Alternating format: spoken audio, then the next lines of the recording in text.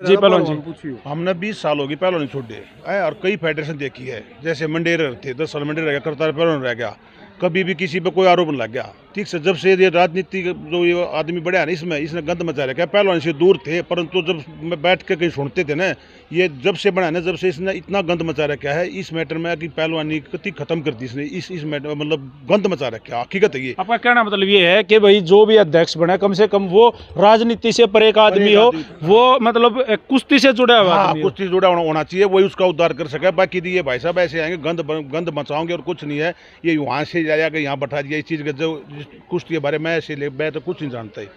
ठीक से सर अपनी इसने ना गंद मचाया है, कोचों को भी वो कर दिया, कोच ले लिया सप्लाई करते कोच पीटे तक गए हैं। कल एक बोलू कोच का बयान मैंने लिया था कि भाई मेरे साथ मार पिटाई भी करी गई है सरेआम इसके ऑर्डर। वीडियो बन रही भाई साहब, वो तो नेशनल में हरियाणा को भाई मतलब इतनी गंदी गाली दे रखी है कि आदमी न्यूज पर क्या वैसे भी घर कहीं भी जिक्र नहीं कर सकता। इतनी गंदी गाली दे रखी है हरियाणा के बच्चों की। ये हरियाणा के मारो इनको बहन चो भगाओ इनको यहाँ से। मतलब इसका पक्ष इतना रहेगा इस स्टेट को खत्म कर दो। और ना ये स्टेट से अलग पहलवान भी नहीं है भाई, मेडल देंगे तो हरियाणा ही देता है।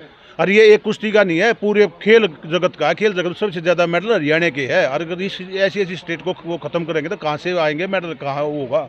जी बिल्कुल। बार बार में भाई साहब एक ये जाट जाति से और जोड़े हैं। ये जो जाट जाति के खिलाफ ये साजिश हो रही ना, ये हमने पिछले इलेक्शनों में भी देखी। बोला जाट नॉन जाट, अरे जाट तो एक जाति है, नॉन जाट क्या शब्द है भाई? आधार कार्ड बने है, राशन कार्ड बने है, वोट का कार्ड बने है।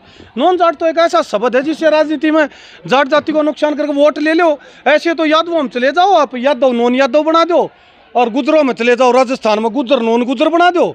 एक जाति बगैर जाति, उसका कहीं आधार नहीं, कोई रिकॉर्ड नहीं, कोई गूगल पर सर्च करके देख लो आप कहाँ से ये शब्द लाओ हैं। एक राजनीतिक शब्द लिया दिया, उससे अपनी राजनीतिक इच्छाएं पूरी करते हैं और समाज में नुकसान करते। एक तरफ तो यार ये अखंड भारत की कामना कर रहे हैं, दूसरी तरफ वीरेंद्र सहवाग जैसे प्लेयर, नीरज चोपड़ा जैसे प्लेयर, युवराज सिंह, हरभजन सिंह, इरफान पठान, यूसुफ पठान, सानिया मिर्जा, सबको, अभिनव बिंद्रा, सबको कह रहे हरियाणा से जोड़ कर देखे जा रहे हैं।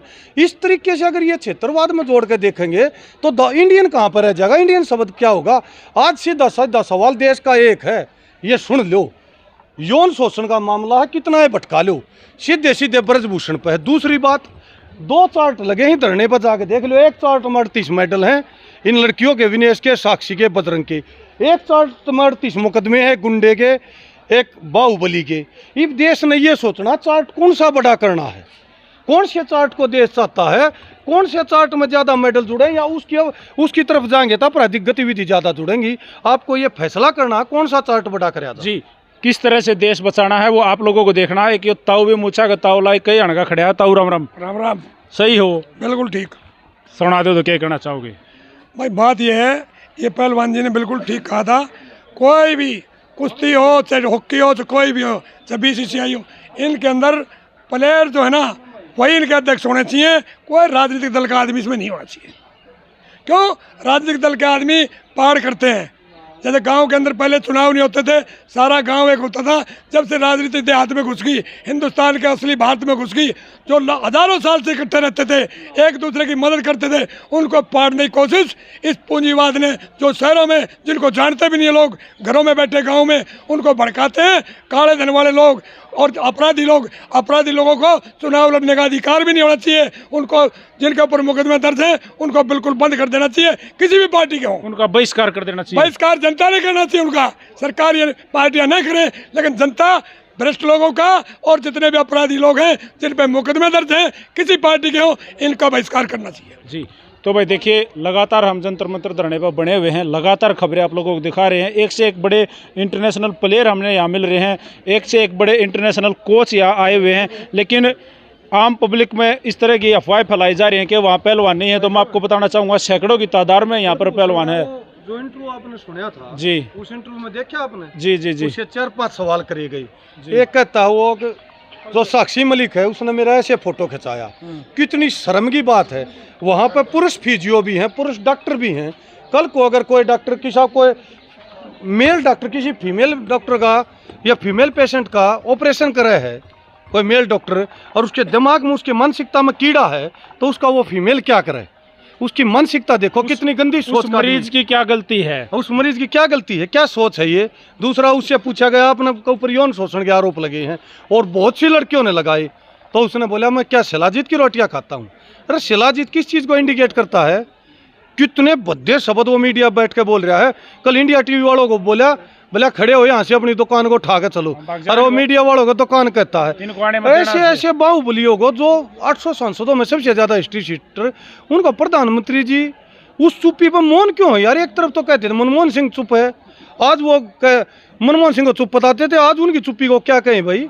इस देश में ऐसे प्रधानमंत्री हो, अटल बिहारी वाजपेयी जैसे एक गुमनाम चिट्ठी को लेकर एक बाबा को जेल में डाल दिया, न्यू भी नहीं पता था, जिस पर एड्रेस ना नाम ना, एक लड़की ने यही तो बताया था कि जी मैं डेरा सच्चा सौदा बाबा के वहाँ शोषण हो रहा है मेरा, और एक गुमनाम चिट्ठी लिख दी, ना मैं एड्रेस बता सकती, ना मैं अपना नाम बता सकती, वरना बाबा मार देगा। और सीबीआई जांच बैठा दी थी, गुमनाम चिट्ठी लेकर सीबीआई भेजी, सीबीआई वहाँ श्रद्धालु बनकर रही, वहाँ पर सेवा करी, 2 साल वहाँ ढूंढा और साक्षात जुटायर जेल के अंदर डालिया। आज चीख पुकार करके बेटियाँ कर रही है, लठ मारे जा रहे हैं, गाली दी जा रही है उनका यहाँ पर एक तरपाल तक नहीं डालने दिया जा रहा यार। कम से कम सोने के अधिकार को छीना जा रहा, खाने के अधिकार को, माँ बाप से मिलने के अधिकार को। ये कितना बड़ा तानाशाही का दौर है ये। ऐसा है, इस बात के ऊपर हम सरकार को एक बात कहना चाहते हैं, लश्कर भी तुम्हारा है, सरदार तुम्हारा है, तुम आज सच को भी झूठ लिखवा दो, पैर अखबार पर तुम्हारा है। इस दौर का फरियादी जाए तो कहाँ जाए, कानून तुम्हारा है, दरबार तुम्हारा है, लेकिन सूरज की गर्मी की तपन तुमसे बर्दाश्त नहीं होती। एक मोम से पुतले जैसा किरदार तुम्हारा है, मोम के पुतले जैसा किरदार है। सरकारों हम नहीं डरते, 140 करोड़ लोग ये फैसला लेंगे सीधे सीधे। अगर आज या तो ये बेटियों को न्याय मिलेगा, नहीं तो एक नया कानून बनकर उठेगा यहाँ से, जिसमें छेड़छाड़ बलात्कार जैसे अपराधी खुलेआम घूमेंगे। और ये मानसिकता है इन बेटियों की, पुरुष प्रधान देश होने के कारण, जो ये बेचारी जब अति हो जाती है, जब बोलती हैं, हम गांव में देखते हैं, शहर में देखते हैं, कोई लेडीज कोई औरत जब अत्याचार सर से ऊपर जा लेता ना, शराबी का भी शादी कर दे, 7-8 साल 10 साल बाद ये कहती है अगर इससे पीछे छुटा दो। वही हालात देश में ये हो रहे हैं। महिलाओं को भी कहना चाहते हैं, आप तुरंत आवाज़ उठाए, और इस जंतर मंतर से जो आज ये मेडलिस्ट बैठे हैं देश के, यहाँ से बहुत बड़ा न्याय होकर निकलेगा। एक समय था जैसे जाति जाति करके इनको बदनाम कर रही, मोहम्मद अली नाम का बॉक्सर था, ओलंपिक में गोल्ड आया था, जब अमेरिका में अपने देश में गया ना, तो ये चाह रहा था मेरा देश में सम्मान होगा मेरा, लेकिन उसका सम्मान नहीं करा गया। उसने वो मेडल सम्मान ना मिलने के कारण ओयो नदी में डाल दिया अमेरिका में। अमेरिका के इतिहास में काला धब्बा लेके गया। पूरा देश मिलकर ना तो उस मेडल को निकाल पाई, ना उस भावना को निकाल पाई। ये अगर कल को ये बच्चे भी यहाँ से उठकर राजघाट होते हुए किसी नदी में अगर न्याय नहीं मिला, मेडल फेंक अपने घर पर चले गए, तो 140 करोड़ का मुल्क ना तो मेडलों का निकाल पाएगा, ना देश को उनकी भावनाओं को निकाल पाएगा।